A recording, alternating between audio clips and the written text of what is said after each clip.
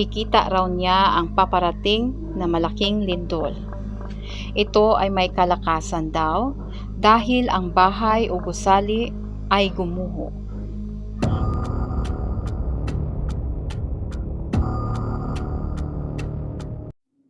Vision sa Metro Manila. Ito po ay paghandaan ninyo. Huwag ninyong isipin na pananakot ito at sadyang lawakan lamang ang ating kaisipan. Maraming katulad si Miss Rudy at ni isa sa kanila ay di mo masabi na hindi nakakatakot basahin o pakinggan ang mga sinasabi, katulad ni na Jay Costura at Jovi. Ito po ay magsisilbing babala lamang upang tayo ay makapaghanda sa hinaharap. Isapuso natin ang taimtim na panalangin.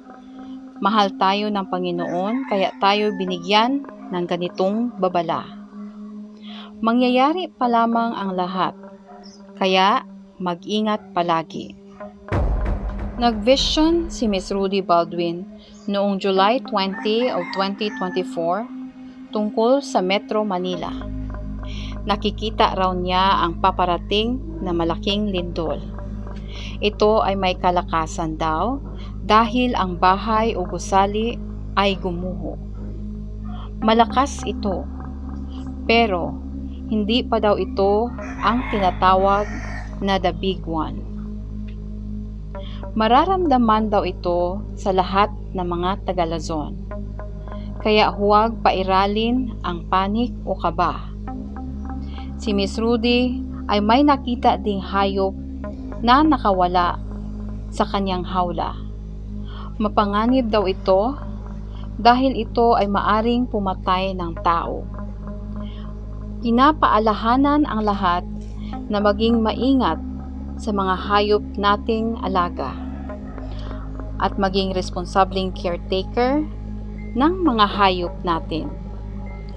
Magiging trending daw ito sa social media dahil sa gulo na dulot nito ng makawala.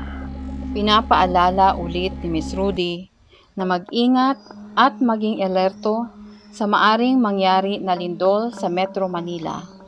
Maaaring buong Luzon daw ito at may kalakasan.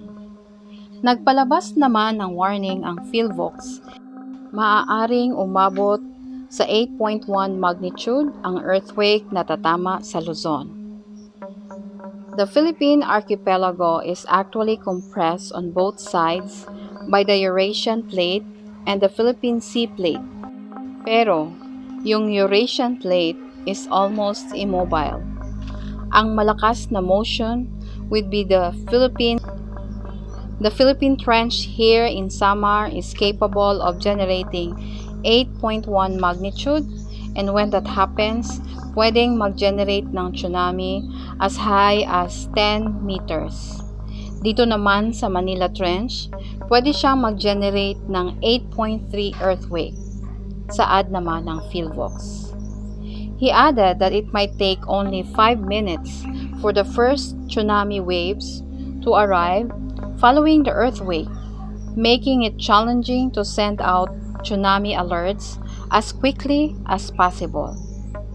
Bacolcol urged those living along the coast to recognize the signs of shake, drop, and roar following a powerful earthquake. When there is strong shaking, na halos hindi ka na makagalaw or di ka na makatayo, and there is sudden drop of sea level, then, there is a roaring sound coming from the sea. Kung isa sa mga iyan na observe mo, you have to evacuate immediately to a higher place kung nasa coastal community ka. Makakakita din daw ang mga taga-Luzon ng ipo-ipo or tornado. Hindi lang isa, kundi maraming or maaaring 4 na tornado ito. Kaya maging maingat ang lahat at manalangin palagi.